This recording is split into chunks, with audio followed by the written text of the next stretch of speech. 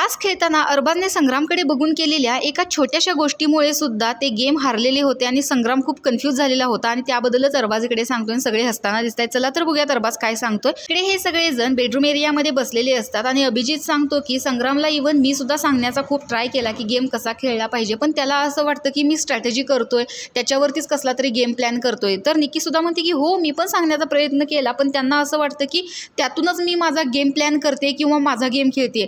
त्यावरती अरबाजमध्येच म्हणतो की अरे सोडा रे, तुम्हाला काय सांगतो.